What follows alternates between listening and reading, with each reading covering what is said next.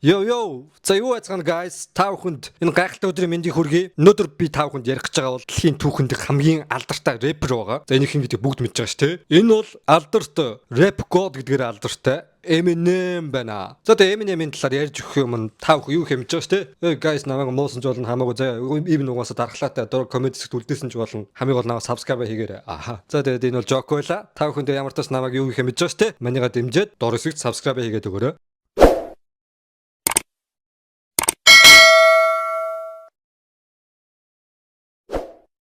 За одоо юм ярилгүй шууд рэп кодын амьдрал руу бүгдээрээ аялцгаая.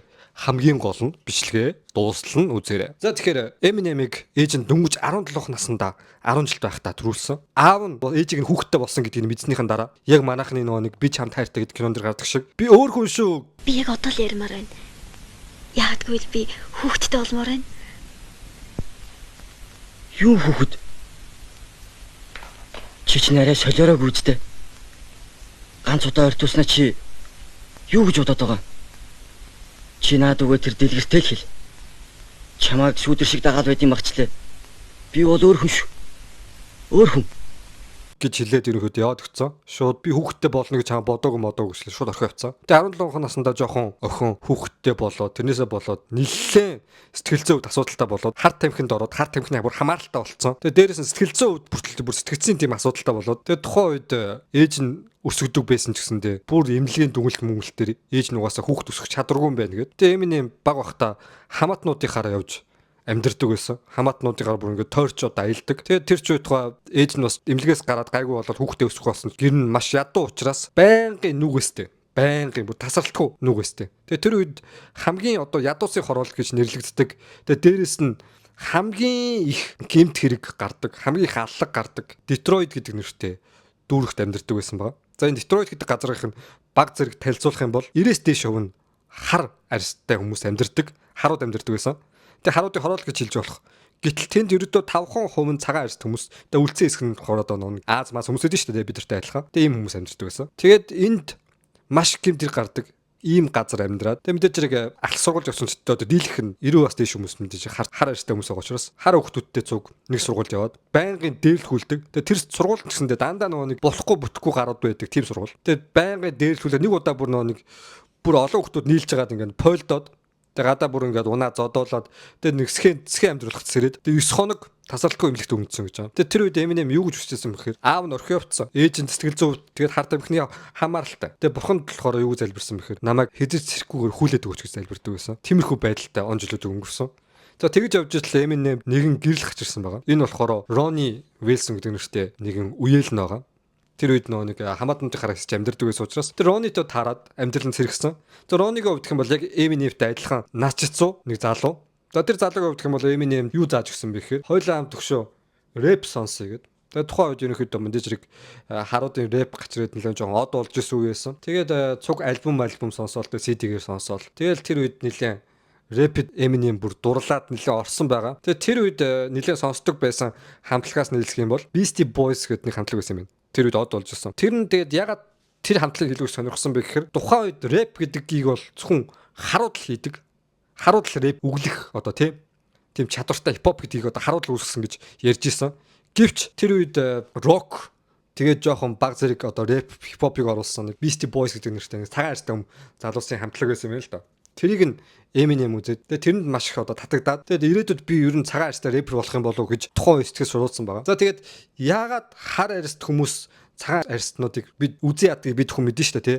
Энэ бол маш олон жилийн өмнө тохиолдсон түүхийн тэр боолтой холбоотой. Америкчууд бүхэл бүтэн 100 жилийн турш бүр боолын нийгэмтэй байгаад яг хар арьст хүмүүсийг яг л бид нар одоо тий хонь ямаа үхрээ ингээл өсгдөг шүү. Бүр мал шиг ингэж үздэг байсан байгаа боолуудыг. Тэгээ тэрнээсээ болоод тэр үед хар арьст хүмүүсийн сэтгэл хөдлөлөө гаргаж цагаан арьст хүмүүсийн эсрэг гаргаж хийсэн дуунууд нь ямар дуу гарч ирсэн. Тэр ямар стайл руу явсан бэ гэхээр жишээ нь одоо эндээс ярих юм бол jazz, R&B, тэгээ дээрээс нь soul гэдэг юм уу те. Энэ хар арьст хүмүүсийн black music буюу хар арьст хүмүүсийн хөгжим гарч ирсэн байгаа байхгүй. Дэлхийд алдартай болсон. Тэгээд хипхопын хувьд гэх юм бол энэ рэп гэдэг урсгалын хувьд гэх юм бол хамгийн сүүлд гарч ирсэн хар арьст хүмүүсийн урсгал гэдгээр алдартай. Тэгээ энэ үеэс ахуулаад ч гэсэндээ хар арьст хүмүүс, цагаан арьст хүмүүсийн дайсагнал бол үржилсээр л байсан. Тэгээ хар арьст хүмүүсийн энэ рэпийг хизээс цагаан арьс хүмүүс дуулах ирэхгүй. Яг ингэж үздэг байсан Америк. Тэгээд тэгтэл Джонитойгоо тэр Джон биш Ронитойгоо хамт тэгээд хамт ингээ рэп сонсдог байжгаад Рони нь болохоор яасан бэ гэхээр чи хизээч хар арьстай хүмүүсийн энэ рэпийг хийж чадахгүй. Хоёулаа бол рэпийг бол сонсох бол эрэхтэй. Гэхдээ дуулах бол ирэхгүй. Энэ бол цагаан арьс хүмүүс зориулагдаагүй. Чи бол угаасаа болох боломжгүй гэд нэлээд тэгж хэлсэн.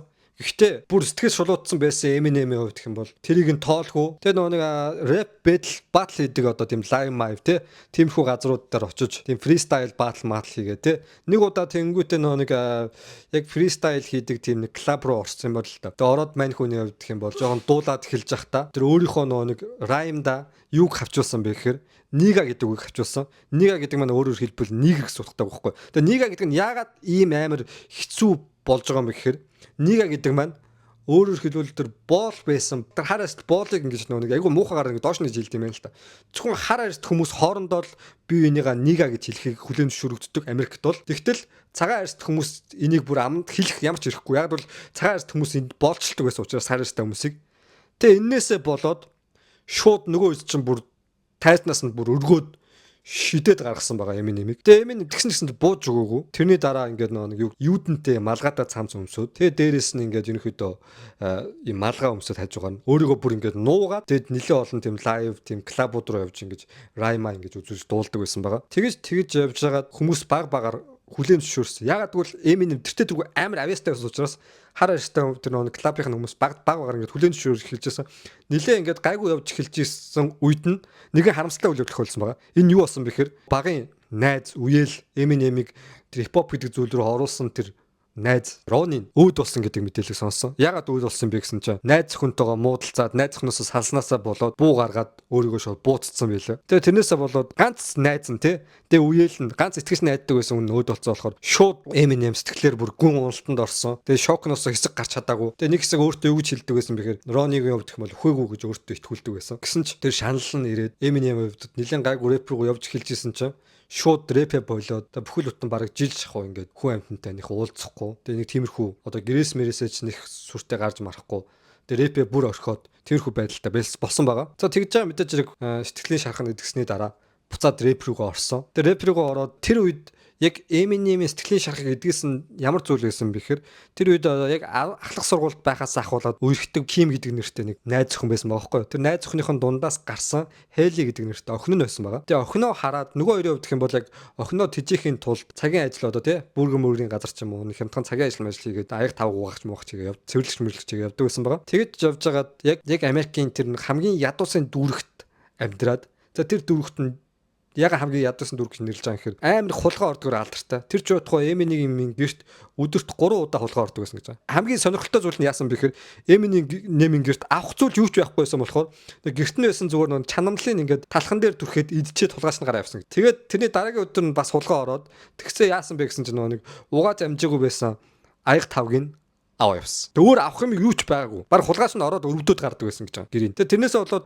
хүүхдийнхаа бүр хуурай суугч авч үуч чадахгүй. Тим хэмжээний ядуу. Тэгээ тэр байдлаасаа болоод Eminem юу гэж бодсон бэхэр хулгайч хүртэл намайг тоохгүй ийм амьдралаар амьдрах юм бол ирээдүйд миний охин өлсч өгөх юм байна гэж бодоод тэгээ буцаад рэп рүүгээ бүр гүн гүнзгий ороод тэгээд нэгэн Rolex ядах миний англи фан юм а. Rolex гэдэг цаг үйдэн шүү дээ тий.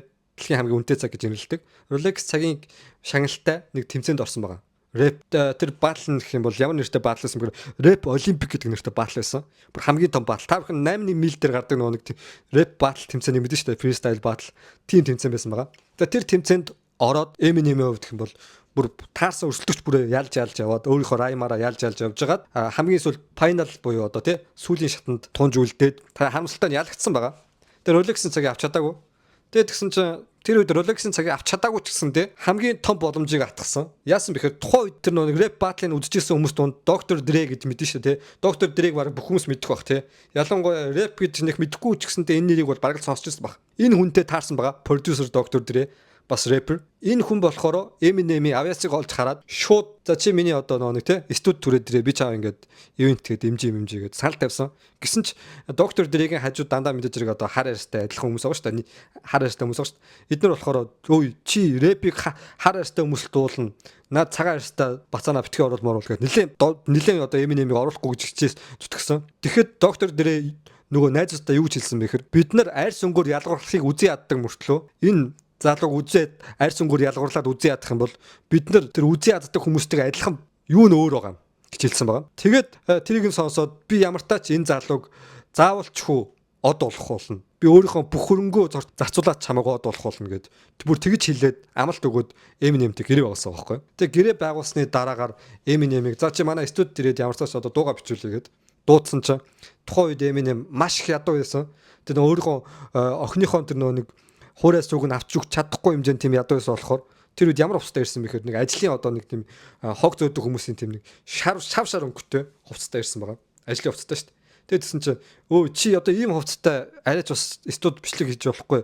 Би чамд ингээд хувцас чи авч өгье гэд. Тэгээд тухайн үед доктор дээр сүлд нь юу гэж ирсэн бэхээр анх студид над дуу бичлэх гээд ирж байхад яг л банан шиг ирж исэн гэж ирсэн байлээ. Яг тийм ажлын цав шар хувцастай.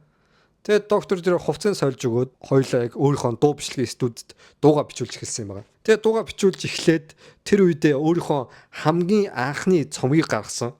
За тэр цомгон дээр нь цомог нь болохоор сая 760 мянган борлуулалт хийсэн. За энэ нь болохоор ямар амар алдартай вэ гэхээр тухайн үед одоо од болж исэн Snoop Dogg ч юм уу 50 Cent ч юм уу. Тэгээд дээрэс нь Britney Spears-ийн хүртэл амжилтын цомгоороо давсан байгаа байхгүй юу. Тэгээд тэр цомго нь тэр олон дуустын амжилтыг даваа. Дээрээс нь тэр үед гарч исэн тэр бүх од болж исэн рэперүүдийн амжилтыг бүр даваад явцсан байна. Тэгээ юу нөгөө нэг Америкт зөвхөн хар арсны рэпер хийдэг мэдэг тэр мөр чинь байхгүй болоод Eminem бүх амжилтанд даваа явцсан байхгүй юу.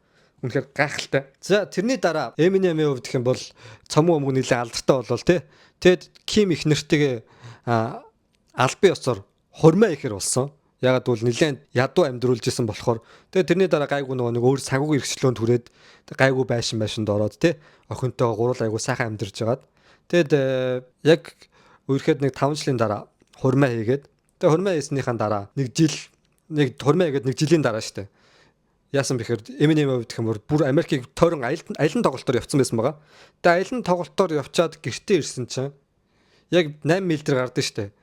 Найз охин өөр залуутай яг нэг ороод ирэхэд ингээ секс хийж яхад нь Eminem ороод ирсэнд баригдчихдаг. Яг тэгжсэн 10-50 байжсэн. Тэгээ тэрийг Eminem харангуутаа шууд гэрте байсан бууга аваад шууд нөгөө залуу руу ингээ буу тулгсан. Гэтэ азар тэр буунд нь сум байгаагүй. Тэгээд нөгөөд чинь амьд үлдсэн байгаа. Тэгээ Eminem бүр нэг нилээ их зогсон байгаа тэр залуу.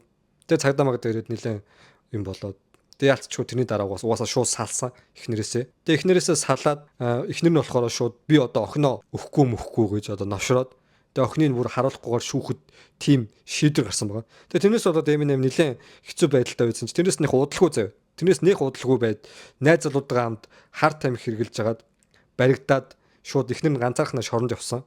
Тэгсэн чинь нөгөө найз залуугийнх нь тэр хоёрын дунд биш үү. Eminem-ээс бүр яваад тэгж явуулдаад бүр амар удцсан байсан байгаа байхгүй юу? Нууц амлгийн харилцаатай байгаад.